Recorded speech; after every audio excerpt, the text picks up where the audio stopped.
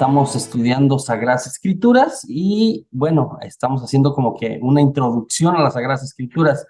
Y parte de una buena introducción siempre será el hacer un repaso por la historia de la salvación, la historia de Israel. Y eso es lo que estamos haciendo ahora, este repaso a la historia de la salvación. Y es lo que vamos a hacer en las siguientes, pienso como 4 o 5 sesiones, ¿no? Voy a tratar de hacer un par de las etapas de la historia de la salvación cada lunes, ¿no? Y cuando terminemos, pues, como les había comentado, ahí damos un descanso, no lo sé, ahí lo pensamos de 1 o 2 semanas o un mes, y después retomamos y vamos a estudiar y vamos a volver sobre esto, pero de una manera más profunda, por supuesto.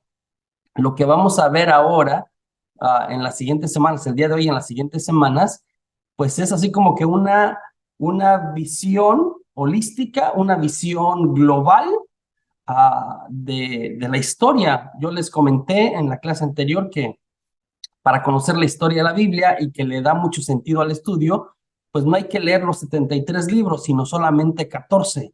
Entonces, en estas semanas, en estas 4 o 5 semanas, vamos a ir sobre esos 14 libros. El día de hoy vamos sobre el primero.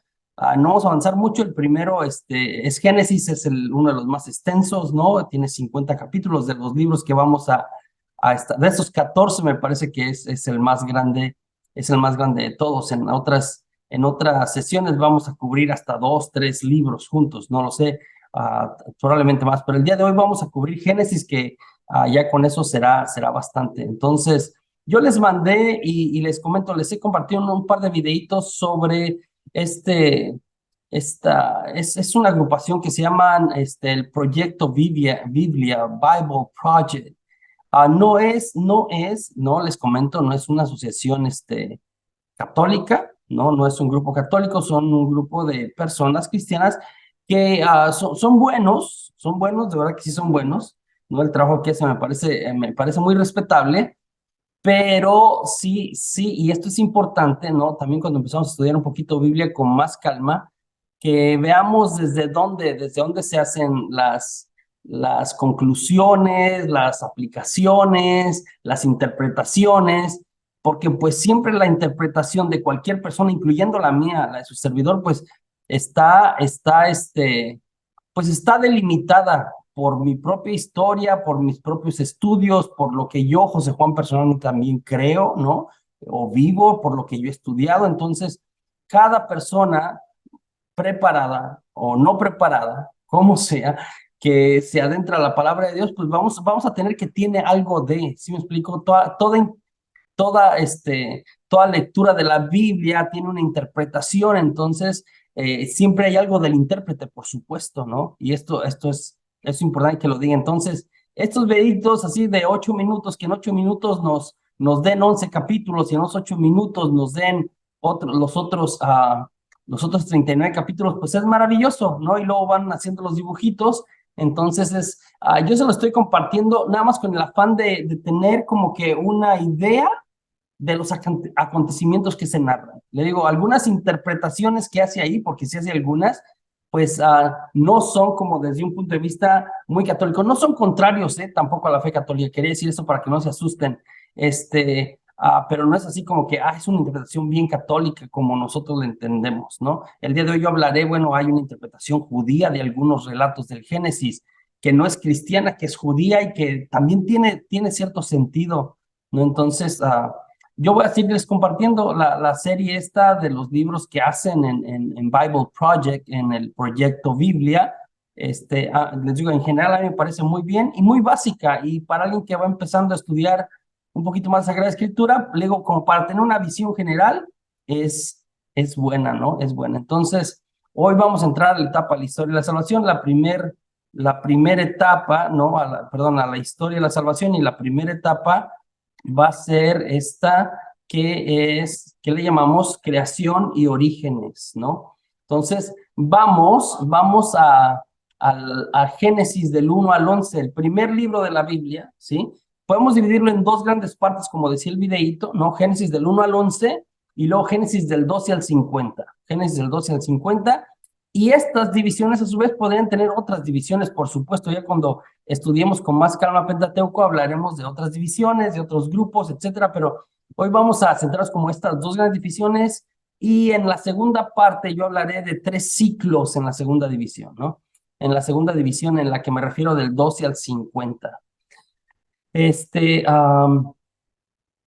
Una vez más, yo le había dicho, estamos en la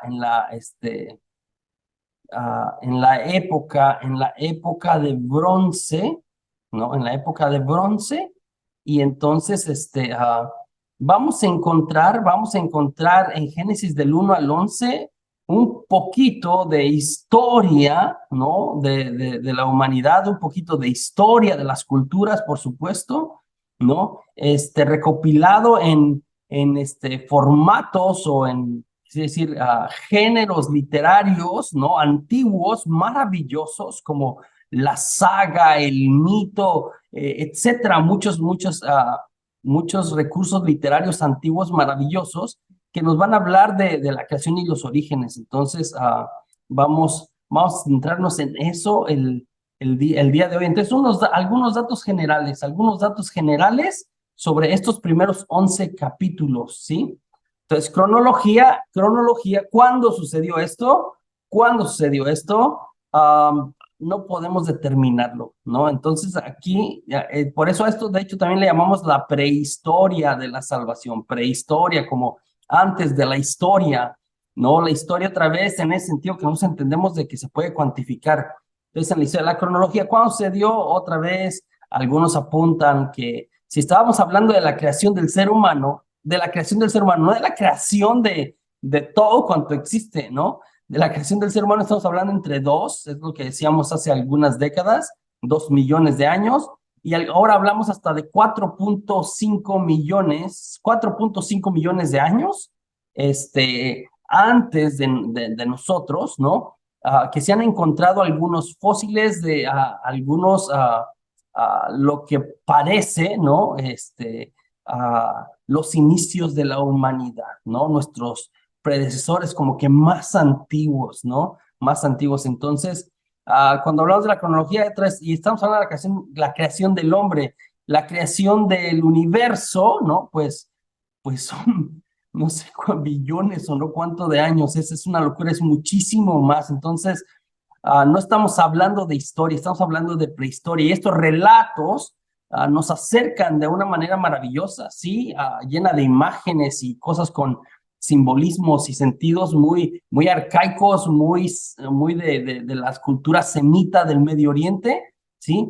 A principios más que a hechos o datos, a principios, ¿no? A ideas, a fundamentos sobre la creación y sobre los orígenes de todo cuanto existe. Entonces es importante, ¿ok? No estamos hablando aquí de historia, acá no hay quién tomó nota, ¿no? Quién registró, quién tomó una foto, no estamos hablando de hechos, ninguno de estos del 1 al 12, del 1 al 11, perdón, son hechos como históricos y como que así es y así fue. Son relatos maravillosos, esto es muy importante, ¿eh?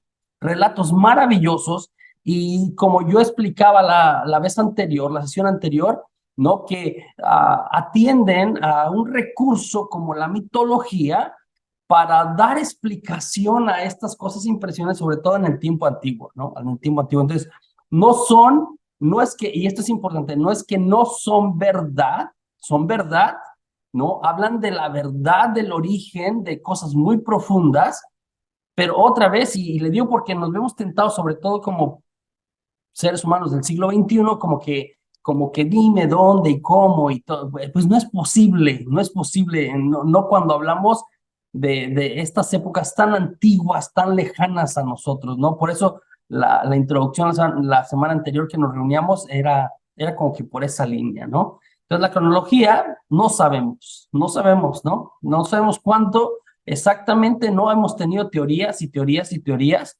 sobre el inicio del universo, sobre el inicio de la humanidad, etcétera, van cambiando, ¿no? De alguna manera. ¿En dónde se nos narra lo que vamos a hablar? Pues en los primeros 11 capítulos del Génesis, del 1 al 11, ¿no? Algunos acontecimientos principales que se nos narran aquí, la creación del mundo, ¿no? Y de todos los seres vivientes, del varón y la mujer, tenemos dos versiones de esto, voy a hablar también de eso. El inicio o de dónde vino, también quiere dar respuesta el capítulo del 1 al 11, son relatos etiológicos. Esta es una palabra dominguera. Etiológicos quiere decir fundacionales. Es como que dónde o cómo empezó alguna cosa, se llama relato etiológico. Entonces, sobre el varón y la mujer, un relato etiológico, sobre el bien y el mal, ¿no? El bien y el mal, un relato etiológico de las culturas, de las costumbres, de las lenguas, de los pueblos, etcétera. Entonces vamos a encontrar estos acontecimientos en estos 11 capítulos. Personajes claves, por supuesto, Dios, en cada una de las etapas de la historia, ¿no? Dios es el personaje principal y clave, ¿no? A lo mejor no lo mencioné en las siguientes, pero lo estamos asumiendo que Dios es el personaje principal, ¿no? Después tenemos a Adán y a Eva, no a Eva, Adán y Eva, ¿sí? Que en el segundo relato tienen nombre, y luego tenemos a Caín y Abel. En el relato ya vista, voy a explicar esto con calma, ¿no? A sus hijos Caín y Abel, y luego a Set, y luego la historia de Noé, y luego la historia de Cam, ¿no? Y vamos a hablar de estas historias el día de hoy, ¿no? El día de hoy. Entonces, el sentido. Y hablo del sentido porque vamos a empezar a hacer algunas aplicaciones. Otra vez, la idea de estudiar la Biblia es, bueno, vamos a estudiar las historias, y estas historias, ¿qué significan para nosotros, no? ¿Qué significan? ¿Qué quieren darnos a conocer, no? Entonces, primer cosa muy importante es que Dios crea todas las cosas y las crea buenas. Y todo lo que Dios crea, esta es teología muy linda del primer libro de la Biblia. Dios crea todas las cosas, ¿no? Este es un principio, y las cosas que crea Dios son buenas. Dios nunca crea nada malo, esto es importante. El hombre se rebela contra el plan de Dios por el pecado, y por eso, ¿no? Aquello que fue creado bueno se distorsiona de alguna manera, se distorsiona de alguna manera. Entonces, la prehistoria, capítulos del 1 al 11, ¿no? Mucha gente dice que Génesis, el primer libro, más que ser el primer libro, algunos biblistas, es el prólogo o la introducción, ¿sí? Al gran libro de la Biblia. No es el primer libro o el primer capítulo, si usted sabe más o menos de escritura, sino otra vez el prólogo. El prólogo o la introducción en un libro, cualquier libro, pues su finalidad es como que darnos un vistazo global, como un resumen de lo que se va a presentar, algo que nos atraiga, algo que nos llame la atención, y a la vez de ser provocativo, que también nos diga de qué va a tratar esta obra, ¿sí?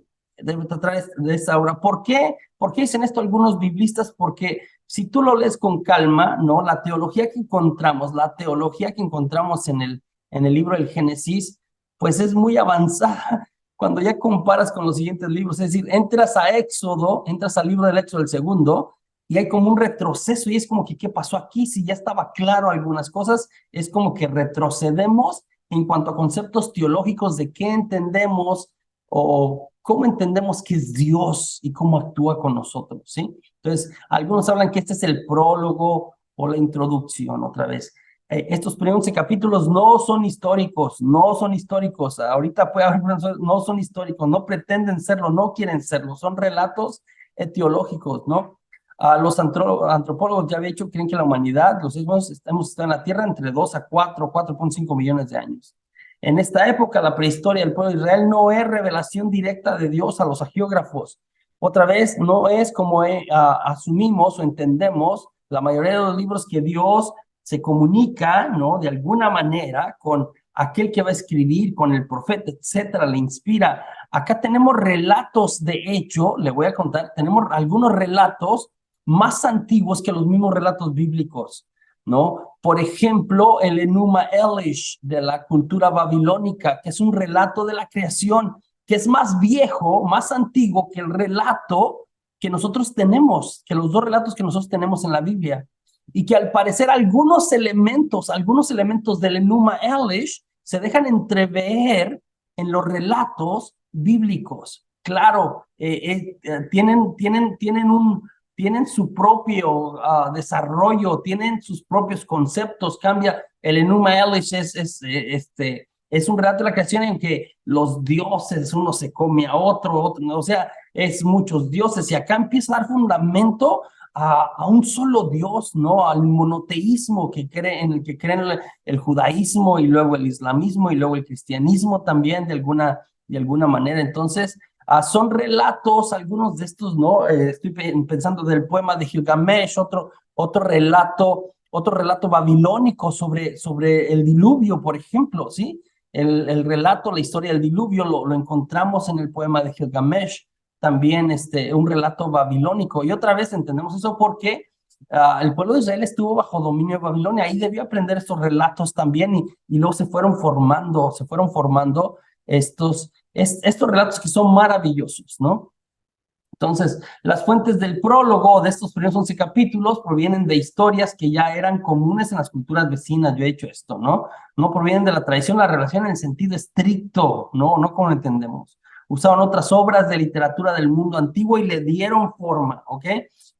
Dar forma, ahí está la inspiración, ahí está que se haga palabra de Dios, que un relato que no era nuestro, se haga nuestro y que pertenezca y esté en la escritura, es como que Dios entre en acción para enseñarnos algo. Ahí está, en esta parte de hacerlo, ¿sí? Adaptarlo a esta historia que se quiere contar, a esta verdad que se quiere comunicar.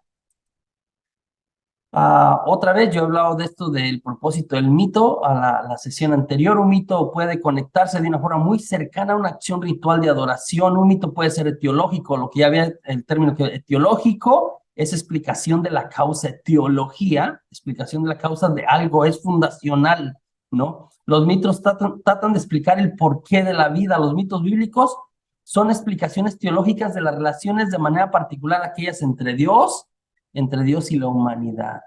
Y bueno, y sin más, pues entramos a la historia, ¿no? Y le comienzo diciendo, algunos que ya tomaron curso conmigo de Historia de la Salvación o algo de Biblia en el pasado, pues saben que entrando, ¿no? Abriendo el telón de la Biblia, que es con la creación, tenemos dos relatos. No tenemos un relato, tenemos dos relatos.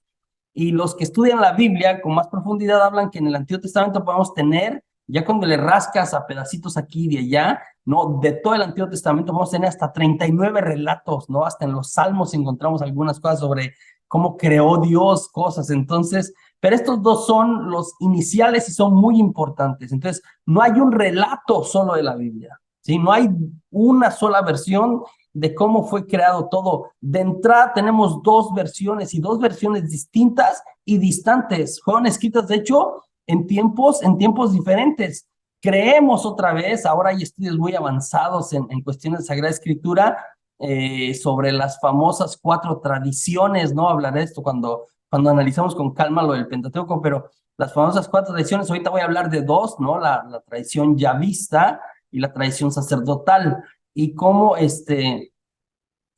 estas, ¿no? También el día de hoy está hablando, ¿no? Es que los estudios más actuales, que es más complejo todavía que estas cuatro tradiciones que llevamos décadas estudiando esto y haciendo afirmaciones y cosas, y estoy diciendo como que, pero los estudios más actuales hablan como que es un poco más amplio que aquello que vamos a ver. Y así ha sido el proceso del estudio de la Biblia, es como que entendemos una cosa y luego se amplía, ¿no? Y no es que la otra cosa sea obsoleta, es que en realidad se amplía el conocimiento, ¿no? Le da más sentido, le da más profundidad.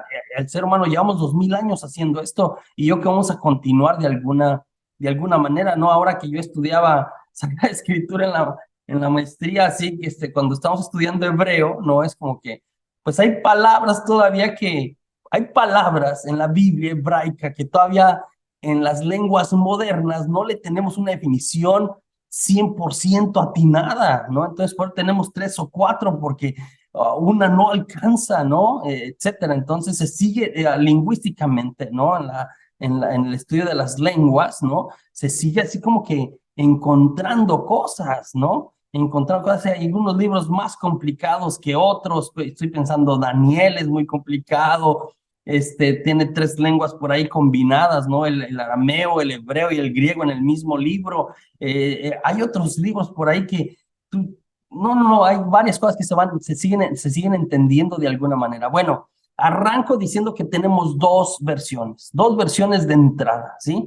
y que la primera no es la más viejita, es decir, no la acomodaron aquí en la Biblia por antigüedad.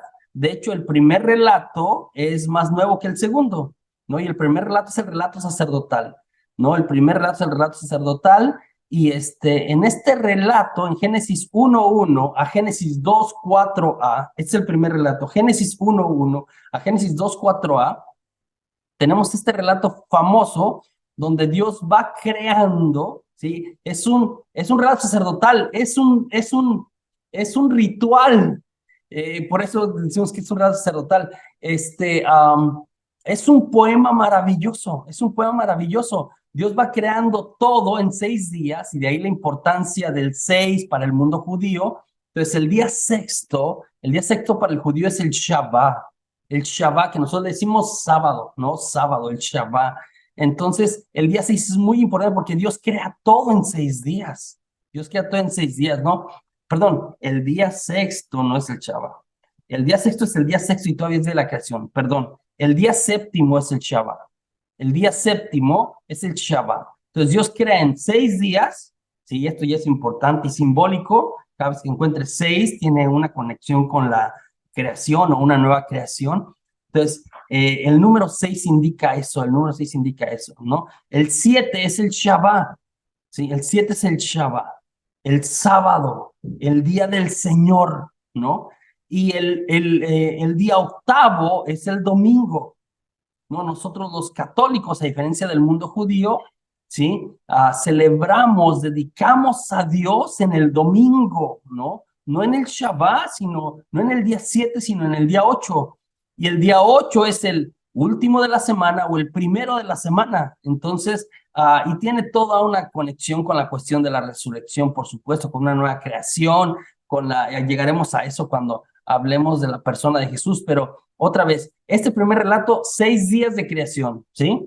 6 días de creación. Y es un relato y es un poema perfectamente estructurado. El día 1, el día 2 y el día 3, el día 1, el día 2 y el día 3 se relacionan. El día 4, el día 5 y el día 6, ¿sí? Estos dos son dos grupos.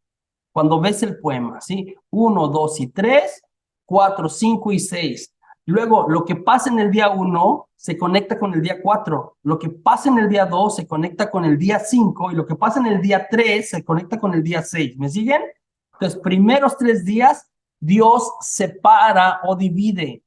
Primeros 3 días, Dios separa o divide. Segundos 3 días, segundo grupo de los 3 días, Dios pobla, separa, divide, pobla. Lo que separó en el día 1, ¿sí? Lo vemos relacionado con lo que pobla en el día 4. Lo que separó en el día 2 lo vemos relacionado con lo que pobla en el día 5. Lo que separó en el día 3 lo vemos relacionado con lo que pobla en el día 6. ¿Recuerda? Este es un relato sacerdotal, nos presenta un Dios trascendente, todopoderoso, ¿no? El Dios que habla, ¿no? Nosotros ahora sacamos una nueva serie de las mismas reflexiones del domingo, por eso se los compartió, me parece que nadie o alguien se los compartió, lo compartimos y le pusimos Dabar. Y Dabar, ¿no? Y después nadie me dijo que debemos de hacer la explicación de qué es Dabar porque la gente lo está viendo. Entonces, Dabar, ¿no? 3 letras, la D, la B y la R en hebreo al revés, Dabar, ¿sí? Solamente se refiere a esta palabra de Dios que crea. Cuando Dios habla, Dabar, crea y crea de la nada, ¿sí? Así que Dabar solamente se aplica a Dios. Solamente Dios puede Dabar. Yo no puedo Dabar. Solamente Dios puede Dabar, es decir, crear con su pura voz, ¿sí? Dios habla y crea.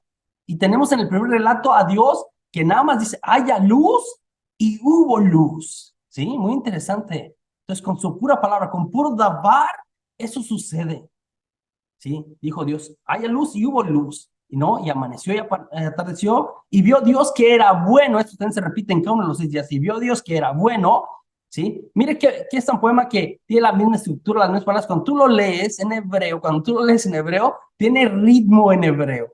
Es un poema. Entonces, las letras así como que, las palabras como que van como en cantito, es un poema, ¿no? Tiene su ritmo. Entonces, Día 1, día 2 y día 3, le digo, sigues Dios, Dios separa, divide. Entonces, dijo Dios haya luz y Dios separó la luz de las tinieblas, ¿sí? La luz de las tinieblas. Día 2, no, dijo Dios, sepárense las aguas de arriba de las aguas de abajo, ¿no? Y así fue, y vio Dios que era bueno, ¿no? Día segundo, amaneció, atardeció, día segundo, ¿no? Día 3, dijo Dios, sepárense las aguas de abajo del suelo seco, ¿no? Y vio Dios que era bueno, se repite otra vez, y amaneció y atardeció el tercer día. Y luego, día cuarto, ¿sí? ¿Se acuerdan que separó la luz de las tinieblas? En el día cuarto, Dios crea la luna, el sol, las estrellas. Otra vez, en esta cosmogonía, en esta cosmología, en este entendimiento antiguo de cómo era el universo, ellos pensaban que era como que una gran casa inmensa, ¿no? Y estaba la boda del cielo, el firmamento era como que el techo, la boda del cielo, dice como que colgó en el techo, ¿no? Dios, estas lámparas gigantes que iluminan el día y la noche, ¿no? Entonces, el día cuarto se relaciona con el primero. En el día quinto, ¿sí? Dios separó las aguas, acá llena de seres vivientes las aguas, crea los peces en el día quinto. En el día sexto, Dios crea todos los animales que se mueven con la tierra. ¿Recuerda? Suelo seco, todos los animales que se mueven por la tierra y las aves también del cielo. En el día sexto. Y en el día sexto, al terminar de crear todas esas cosas, Dios dice, hagamos al hombre a nuestra imagen y semejanza. Que en este relato, en el primero es, hagamos al hombre a nuestra imagen, o al ser humano, ¿no? El término hombre se utiliza de manera genérica en las traducciones que todavía lo usan así, ¿no? Hay algunos que ya ponen, y dijo Dios, ¿no? Hagamos al ser humano, ¿no? A nuestra imagen, entendiéndose que estamos hablando de hombre y de mujer, ¿no? Y dice, y Dios los creó, macho y hembra los creó, y acá no hay Adán y Eva, no dicen hombres, los creó y les dijo, sean fecundos y multiplíquense, llenen la tierra, sométanla, ¿sí? Son términos en hebreo muy interesantes, ya los estudiaremos con más calma, sométanla, ¿no? Y vio Dios que era muy bueno, ¿no? Le agregue el artículo, ¿no? El artículo es muy bueno. Y amaneció y atardeció, fue el sexto día. Y el séptimo día, esto es muy importante para los judíos, el séptimo día Dios descansó. Dios descansó. Por eso el judío descansa, de verdad descansa. El Shabbat no hace nada, ¿no? Quien va a Israel, el Shabbat no hace nada, ni siquiera apachurrar el botón del ascensor. Si usted va y está en un Shabbat en Jerusalén, ¿no? O en Israel, ¿no? Ese día los hoteles programan para que los ascensores en automático en cada piso se abran y se cierran. No sé si tiene sentido lo que estoy diciendo, porque la gente ni siquiera puede apretar el botón porque ya indica trabajo. No trabaja nada porque Dios descansó. Dios descansó, ¿sí? Entonces, el 7, el Shabbat, Dios descansa. ¿Qué nos enseña este relato? Que todo cuanto existe es bueno y es armonioso. Todo lo que Dios creó es bueno. Esto es teología maravillosa. Acá no hay maldad, acá no hay mal. Todo cuanto existe es bueno y Dios lo creó así. Y segunda cosa, el ser humano fue creado a imagen de Dios. A imagen de Dios. Sí, macho y hembra. A imagen y semejanza de Dios. ¿Sí? Y así termina, sí, habla de los cielos y la tierra, ¿no? Y como termina, empieza el otro. Como termina el primer relato, 2, 4, ¿sí? Así termina el primer relato. Y Dios, así fue como Dios creó los cielos y la tierra. Así abre el 2, 4b, segundo relato. Y el segundo relato se llama el relato yavista. Este es más antiguo que el primero. Entonces, el segundo es como del siglo V, siglo VI antes de Cristo. Este relato, el yavista, es como del octavo o el noveno, más viejito, ¿sí? Más viejito. Este es más vivo, más pintoresco, nos presenta un Dios más inmanente. El otro es un Dios trascendente que habla, todopoderoso, ¿no? Este es un Dios inmanente, que se acerca a un Dios más cercano, ¿no? Un Dios que se antropomorfomiza, que se hace a la manera de los hombres, ¿no? Nos pone a un Dios, nos pinta a un Dios o nos presenta a un Dios que primero hace el jardinero, que planta un jardín. Y luego ya plantado el jardín, toma barro, hace de alfarero, y con ese barro forma al hombre hace en sentido individual a Adán, y de ahí viene la palabra Adán, ¿no? Que quiere decir hijo de la tierra, porque Adama en hebreo es tierra o polvo, es el que nace de la tierra, y de ahí lo forma y le sopla, ¿no? El ruaj, Entonces quiere decir que el ser humano está compuesto de cuerpo, ¿no? Polvo, materia, barro y soplo de Dios, espíritu, ¿sí? Soplo de Dios, esos dos componentes del ser humano. Lo crea y lo pone en el jardín, ¿no? Y el jardín maravilloso y y por ahí anda Adán, ¿no? En el jardín, muy bonito el jardín, pero al final se siente solo y después porque se siente solo, entonces Dios decide crearle todos los animales, ¿no? Todos los animales y diferente, ¿ve? Diferente acá en el primer relato, ¿sí? En el primer relato Dios comienza creando todo y al final crea al hombre. En el segundo relato planta un jardín. Y después de que planta el jardín, segunda escena, segundo momento, sí, crea al ser humano de manera individual, al hombre de manera concreta. ¿Sí? Y después crea los animales. Ya cambió el orden en relación al otro relato, dos relatos distintos, ¿sí? Entonces crea a Adán y por ahí anda en el jardín y es como muy bonito el jardín, pero siente solo, le crea todos los animales, ¿sí? Le crea todos los animales y le pide que les ponga nombre y eso también es muy interesante en la teología bíblica. Nombrar algo es tener autoridad sobre algo que Adán les pone nombre a los animales, quiere decir que él tiene autoridad sobre todos los animales, ¿sí? Por eso también el judío no nombra a Dios, no nombra a Dios porque no está por encima de Dios. Por eso Jesús en los evangelios, cuando los demonios le hablan, ¿quién eres tú, Jesús de Nazaret? Que están diciendo el nombre de Jesús. Jesús como, cállese, cállese, le dice el demonio. ¿Por qué? Porque no puede nombrarlo, porque Jesús es Dios. ¿Sí me explicó?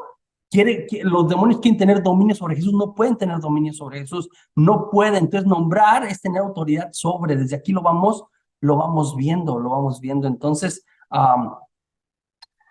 le pone nombre y después, pues todos los animales también eran muy bonitos y también al final dice que se siente solo, que no encuentra quien le complementa, ¿no? Entonces, todos los animales, y entonces Dios lo ve así y decide darle una compañera, una ayuda adecuada, una igual que él, ¿sí?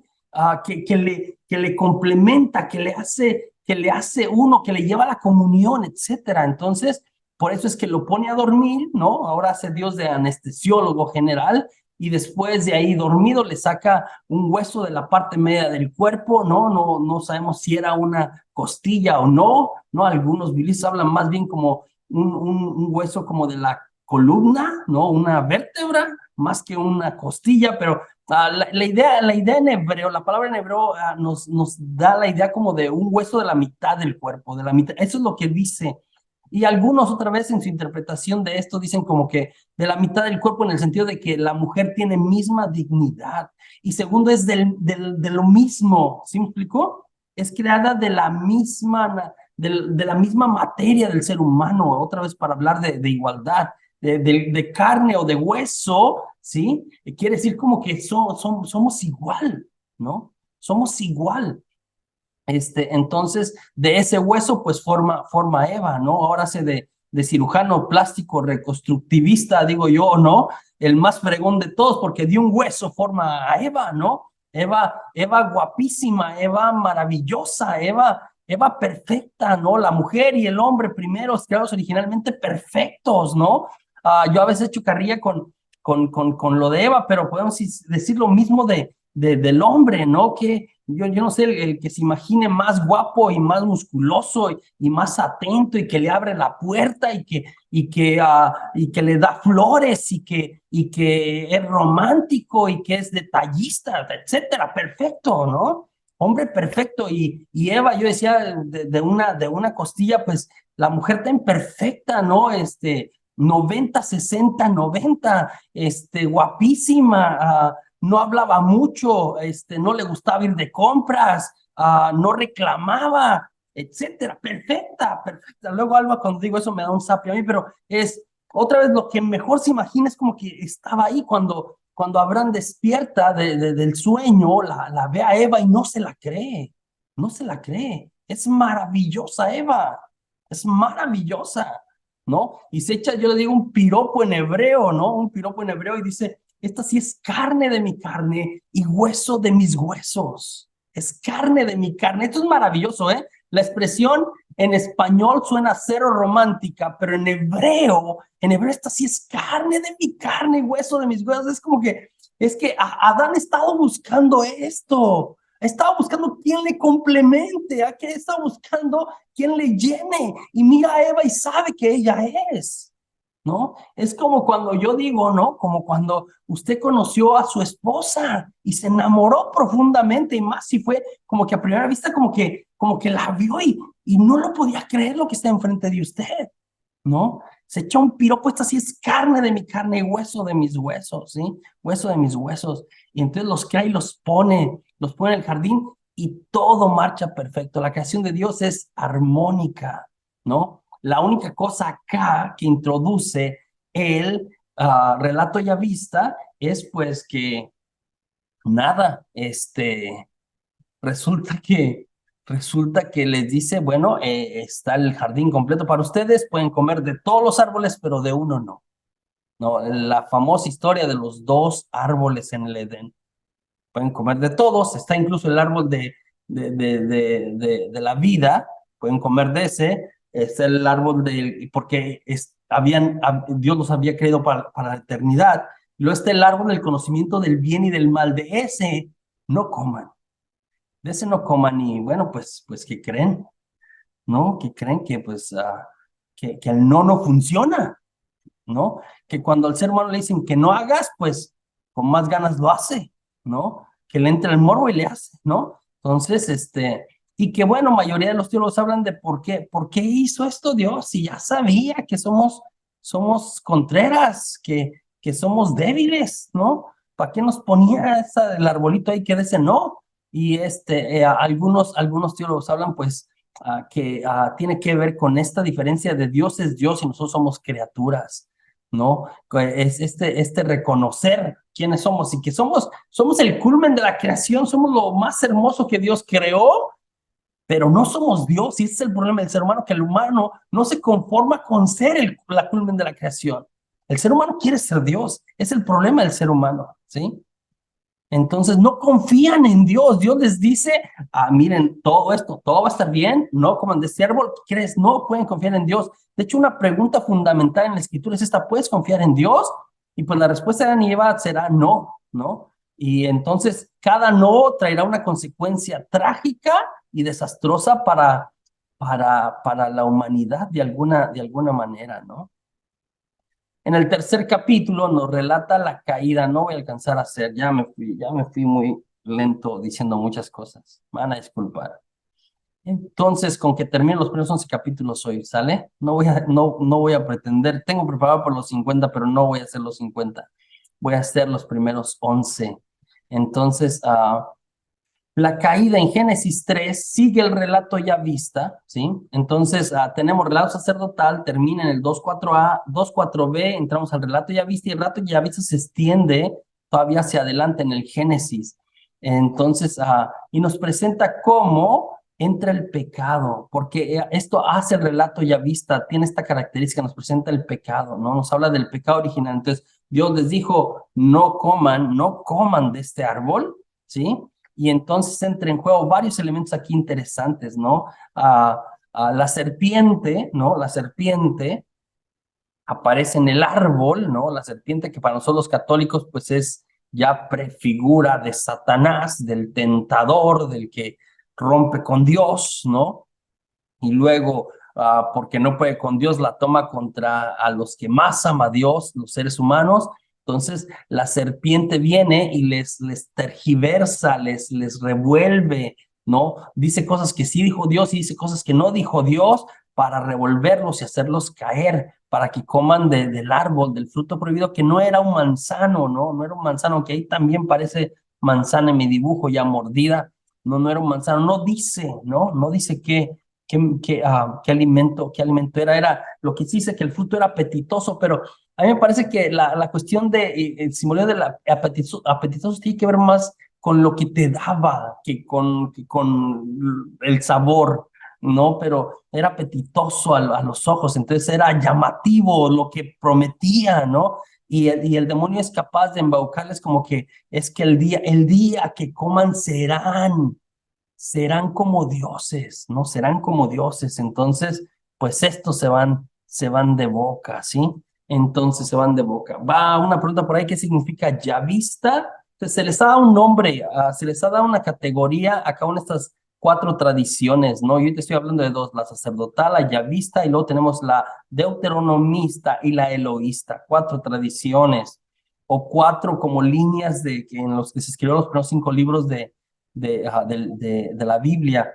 Y yavista se le ha llamado así porque utiliza el término Yahvé. Yahvé, para referirse a Dios Yahvé, que es el famoso tetragrama, la Y, la W, la H y la W, Yahweh, Yahweh, ¿no? Porque utiliza ese, por eso se le da a esta, y tiene sus propias características. Esto es por el nombre, pero la tradición yavista tiene varias características interesantes, pero el nombre se le ha dado por eso, ¿ok? Eso porque utiliza el término Yahvé, Yahvé, cuando se refiere a Dios de alguna manera. Entonces, comen, ¿no? La serpiente los engaña, ¿no? Los engaña y entonces serán como dioses. Y mira qué cosa tan impresionante. Dios les había dado todo, o sea, y convivía con ellos, todo era armonía, todo está perfecto. Eran el culmen de la creación, otras, pero el hombre no se conforma, quiere ser más, ¿no? Raro, pero la salvación en Jesús será, o sea, Jesús viene, se hace hombre para que nosotros nos hagamos como Dios, aunque suene raro. Es decir, Dios no es que no quería eso, pero es como que es algo que Dios te regala, no algo que buscas de alguna manera, ¿no? De alguna manera. Entonces, serán como dioses y entonces les brillan los ojos y Adán y Eva comen, ¿no? Hay interpretaciones respecto al relato de quién primero, quién le dio a quién, y los dos cayeron, esto es interesante, los dos cayeron, ¿no? La serpiente, le digo, para la tradición católica representa al mismo Satanás, ¿no? La serpiente antigua que en Apocalipsis, cuando hacemos un desarrollo, ¿no? Pues ahora es un dragón, ¿no? De 7 cabezas, y en cada cabeza, ha crecido su maldad, es impresionante hacia el final de la Biblia, ¿no? Entonces, la serpiente, para el judío, la serpiente no es Satanás, ¿no? El judío no cree en Satanás en el Antiguo Testamento, entonces es un animal astuto, es un animal, ¿no? Pero es un animal, el ser humano supone que es más inteligente que los animales, entonces para el judío es un animal, sí es un animal astuto, pero no es un animal mejor que el ser humano. Entonces, cuando es la interpretación judía del pasaje es, mira, el ser humano se dejó convencer por alguien menos inteligente, ¿no? Menos inteligente. Y yo cuando explico eso es como que, mira, ¿quién nos hace caer a veces? ¿Quién nos hace perder del camino de Dios? Y a veces, lamentablemente y sin sonar así, es como que gente menos inteligente que uno. A esto a mí va y el que anda tonteando es el que te anda sacando del camino de Dios, ¿no?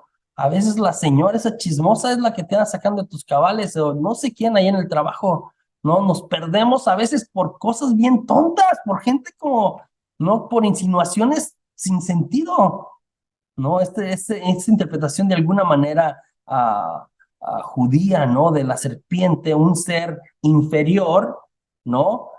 Convenció al ser humano que era tan inteligente, ¿no? Entonces viene el castigo sobre la mujer y el castigo sobre el hombre, ¿no? Hay consecuencias, entonces el pecado trae consecuencias, esta es otra enseñanza ya. El relato nos quiere hablar de dónde viene el pecado, y dónde viene el pecado, y luego con el pecado, de dónde vienen muchas cosas que sufrimos los seres humanos, consecuencias del pecado, el sufrimiento, ¿no? No estábamos inicialmente en el plan original de Dios, en la creación inicial, el ser humano no iba a sufrir, ¿no? Entonces, no, el pecado, el sufrimiento entra por el pecado, la enfermedad, ¿sí? No estábamos supuestos a enfermarnos, ¿sí? La enfermedad también entra por el pecado, la muerte, no íbamos a morir, no íbamos a morir. Entró la muerte por el pecado. La ignorancia. La ignorancia entró por el pecado. Podíamos entender las cosas. Podíamos ver. ¿Sí? Sabíamos como criaturas de Dios. No iba a haber necesidad de escuela y ahora sí hay. No, la ignorancia entra por el pecado. Entra por el pecado según nuestro relato, ¿no? Entonces se da la sentencia y la expulsión, ¿no? Entonces castigo para los dos y son expulsados del paraíso, ¿no? Entonces, Una cosa interesante de la expulsión es Dios hizo para el hombre y la mujer unos vestidos de piel y los vistió. Esto es muy interesante, esto en Génesis 3:21, los vistió. Vestir en la Biblia quiere decir regresar la dignidad. ¿Recuerda la parábola del hijo pródigo? Cuando regresa a pedirle perdón al padre, ¿qué hace el padre? ¿Sí? Pónganle el vestido, pónganle los zapatos, pónganle, lo viste, le regresa la dignidad. En la Biblia, en la palabra de Dios, vestir es dar dignidad, regresar la dignidad, ¿no? Dar algo extra. Entonces, esto es muy interesante. A Dios, los viste, les da, o sea, aunque salen del paraíso, les regresa la dignidad por lo que hicieron. Entonces, también esto implica otra cosa. No fue el ser humano el primero que ofreció un sacrificio a Dios en adoración y en alabanza. Fue el mismo Dios, ¿no? Para poder vestirlos, el que hizo matar, el que ofreció un sacrificio de algunos animales para poder vestir al ser humano de alguna manera. A Adán y Eva le nacen dos hijos, ¿no? Otra vez, el hombre se unió a su mujer y nació Caín, ¿no? Nació Caín y están muy contentos, ¿no? Y luego nació Abel y el nombre Abel en hebreo es como sutil, frágil, como que, y ya ahí en el nombre lleva, y yo he hablado un poquito de eso con ustedes, en el nombre lleva como que ya ¿cómo se llama? La suerte que llevará, ¿no? Abel. Y entonces, y acá sigue el relato ya vista, sigue la historia del pecado, y lo que vamos a ver después del capítulo 3 de la caída es que el pecado engendra pecado, que el ser humano entra en esta espiral de caer y va como de mal en peor, sí, va de mal en peor. Entonces vamos a ver pecados cada vez más fuertes y es como que una vez que el ser humano entra a este juego, pues no se puede zafar. Entonces tenemos que Caín y Abel son hermanos y que ambos, y uno es pastor y otro es agricultor y nos habla otra vez del siglo, de los siglos antiguos cuando los seres humanos empezaron a ser pasaron de sedentarios a nómadas y este rol doble que había entre los agricultores y los pastores, y habla antropológicamente del inicio de la humanidad, pero nos presenta estas dos partes. Entonces Caín representa a los agricultores y Abel a los pastores. Dice que los dos ofrecen un sacrificio, ¿no? A Dios de sus primicias y que el sacrificio de Abel es grato a los ojos de Dios. No dice ni por qué, ¿no? Parece ser que el corazón de Caín ya estaba mal, ¿no? Y entonces no dice que el sacrificio de Caín fue al aventón y fue como que lo que le sobraba. No, no, no. Nomás dice como que Dios conoció, le fue agradable porque vio el corazón de Abel y el corazón de Caín, al parecer, cuando ofreció el sacrificio, ya estaba mal. Y mira, estaba tan mal que, ¿sí? Termina. Y de hecho, antes de que lo mate, después Dios viene y habla con Caín, lea con calma el texto y le dice así como que, ¿por qué andas cabizbajo? Ya sabe las intenciones. Dios ve el corazón y como que le da chance, como que revire, que abra los ojos, que mire lo que le está llevando, porque ya ve como que va para allá y Dios como que quiere verlo, como que si levantas la cabeza y te diriges y caminas bien, y como que eches fuera lo que te está haciendo daño, no vas a terminar mal. ¿Qué crees? No le hace caso a Dios, ¿no? Termina matándose, ¿no? Entonces tenemos el primer fratricidio terrible, ¿no? Terrible. Entonces, ahí tenemos esa parte de la historia, otra vez, el pecado engendra pecado. Y luego tenemos la sentencia de Caín, era agricultor y era sedentario, y ahora será nómada, ¿no? Ahora deambulará a la tierra, no le dará fruto, ¿sí? No le va a dar fruto. Y entonces en esta sentencia, ¿no? Salen varias cosas interesantes en el capítulo 4, ¿no? Y ahí colapsa, ¿no? Otra vez, lo que yo hablaba de la interpretación fundamentalista. Recuerda que yo hablé, cuando lees la Biblia de manera literal, como aquí va la historia, y dice que fue Adán y Eva, y que Adán y Eva tuvieron a Caín y Abel, y que Caín mató a Abel. Pero ahí, después en el capítulo 4, si queremos seguir otra vez, porque de entrada ya colapsó, tenemos dos relatos distintos y es con cuál me voy. Bueno, si nos fuéramos con el relato ya vista, y decir como que esa es la historia, así como dice ahí, ¿no? La interpretación fundamentalista de estos primeros capítulos es como que ahí colapsa, porque Caín dice, pues si voy a andar así deambulando, de nómada, ¿no? De fugitivo, ¿no? Que de hecho la tierra donde lo manda, Nod, ¿no? Nod, es como que la tierra de los fugitivos o la tierra de nadie de alguna manera. Caín dice, alguien me va a matar y es como que, espérame, interpretación fundamentalista, ¿quién va a matar a Caín? ¿Quién va a matar a Caín? Pues si nada más en ese momento estaba su papá y su mamá y tenía a su hermano y él mató a su hermano, ¿quién va a matar a Caín? ¿Sí? Entonces la interpretación fundamentalista colapsa. En el 4:17 más duro, ¿no? Dice que Caín se unió a su mujer y es como que, espérame, espérame, ¿cómo estamos aquí? ¿Cómo que se unió a su, cuál mujer?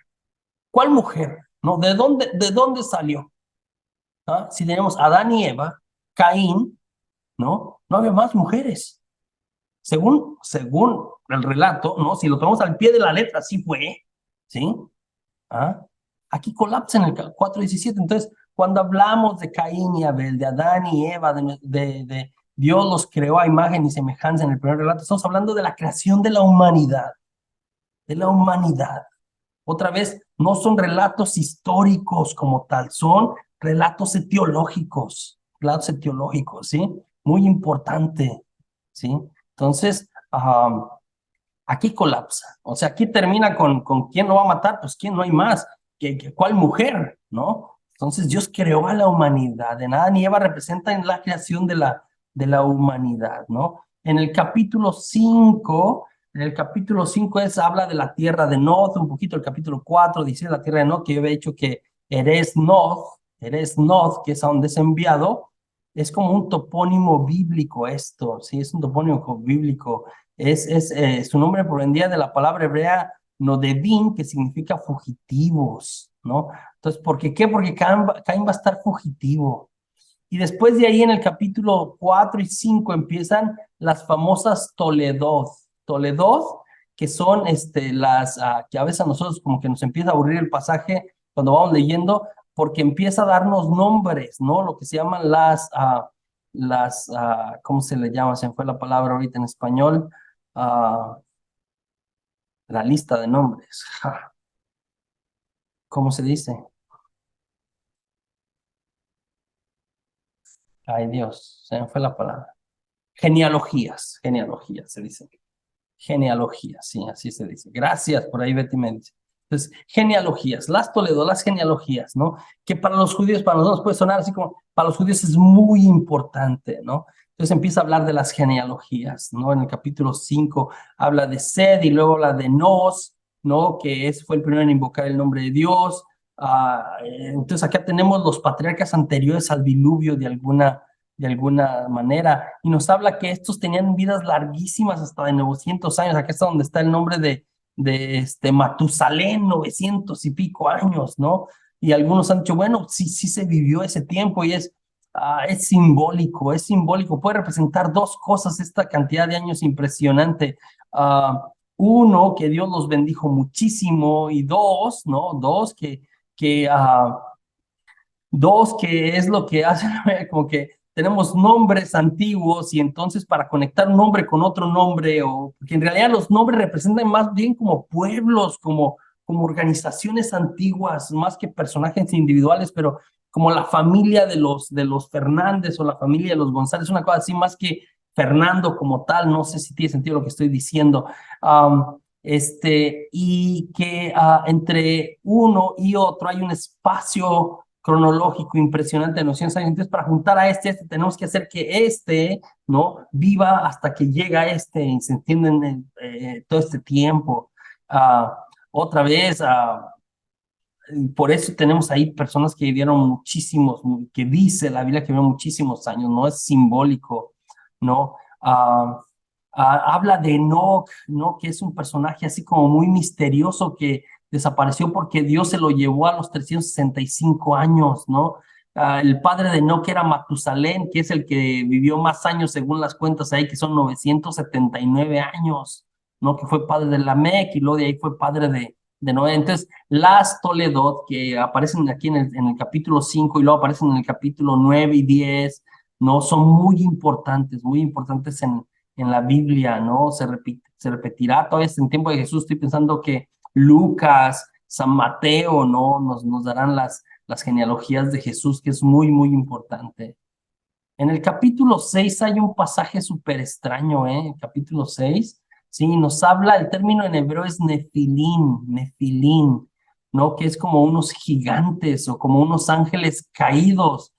Y dice, el capítulo 6 es misterioso, parece más como un relato de mitología griega, ¿no? Como que los hijos de Dios, entiéndase los ángeles, los hijos de Dios, los ángeles, se unieron, encontraron a las hijas de los hombres, a las mujeres, a las hijas de los hombres muy guapas y muy atractivas. Entonces, estos ángeles, no es posible, ¿no? Otra vez, por eso le digo que parece más mitología griega que un relato bíblico como tal, porque después de acá no tenemos alguna otra cosa parecida. Estos ángeles, seres espirituales, nos hacen entender, ¿no? Se unieron a las mujeres guapísimas, las hijas de los seres humanos, y de ahí nacieron los nefilín, estos gigantes, ¿no? Que en la mitología griega pues tenemos a cómo los dioses se unían a los hombres o a las mujeres, y de ahí nacían los semidioses, ¿no? Los héroes griegos de antaño, ¿no? Entonces, muy, muy extraño. Lo que nos quiere decir acá es que, mira, la maldad probablemente es lo que hacen en una interpretación algunos, después de decir como que, bueno, ¿qué hace aquí este pasaje?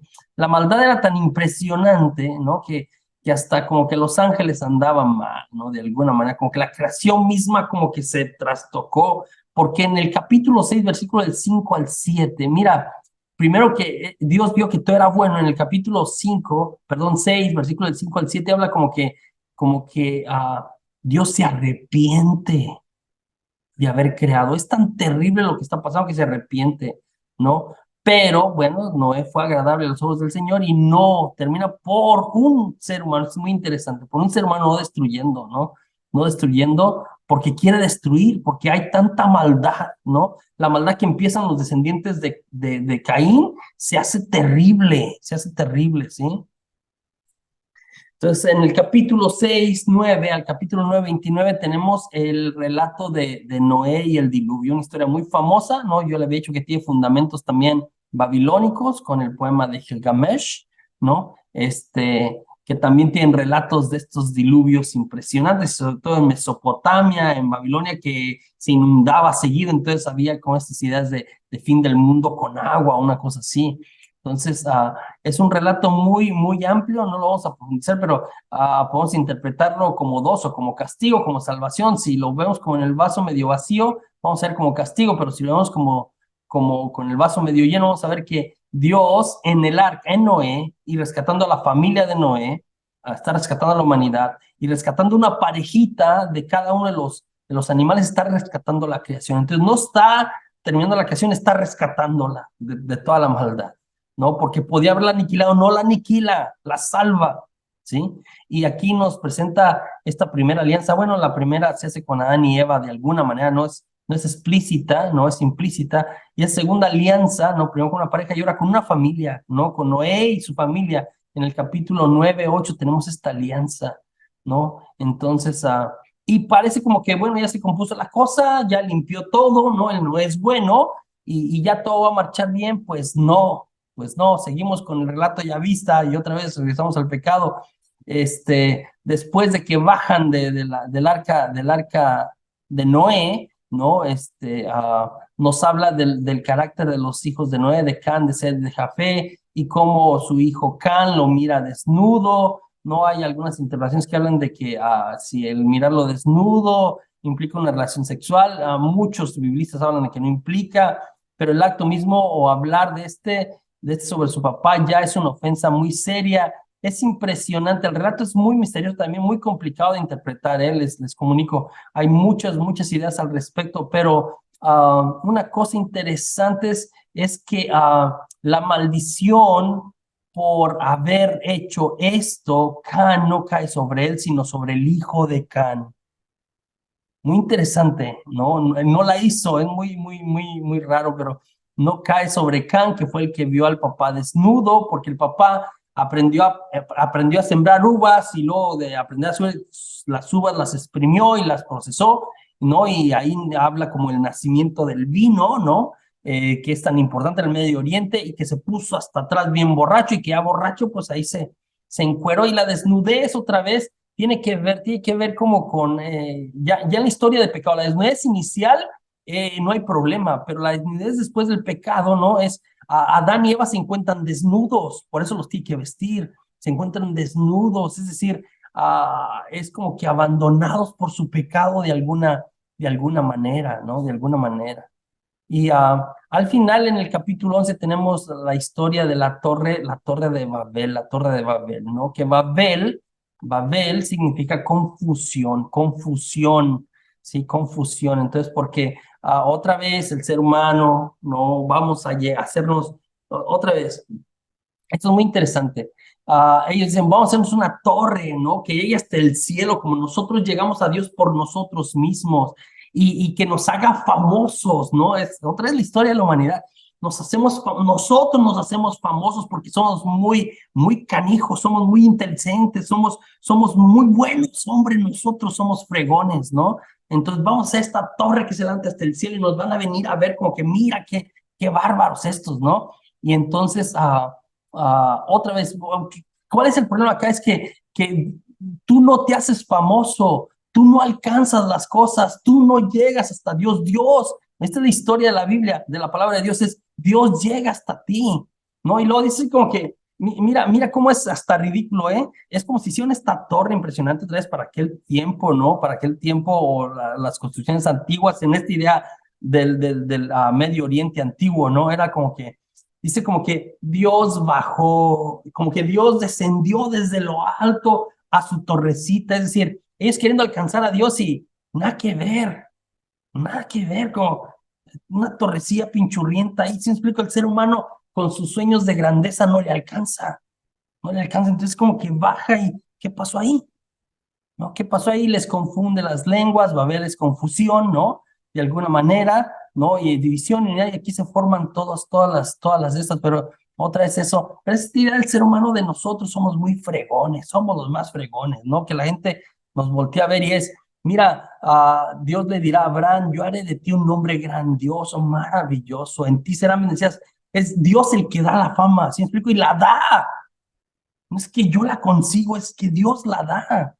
Es que Dios la da, ¿no? Entonces, ahí en el capítulo 11 tenemos esta soberbia, este orgullo del ser humano, la construcción de la torre, la división, ¿no? Y después tenemos más genealogías que son muy importantes, ¿no? Más Toledo, ¿no? Más genealogías que quieren terminar para que entremos a la historia de Abraham en el capítulo 12. Dice que Teraj o Taré es el padre de Abraham y de Nahor y de Harán, ¿no? Y el capítulo 12, en la historia de los patriarcas, comenzará con Abraham, la historia de Abraham, ¿no? De alguna manera. Y esa es la época patriarcal. Y ahí vamos a entrar a la historia de Israel. Pero por el día de hoy que yo pretendía hacer los dos, pues no lo vamos a hacer. Vamos a dejar hasta ahí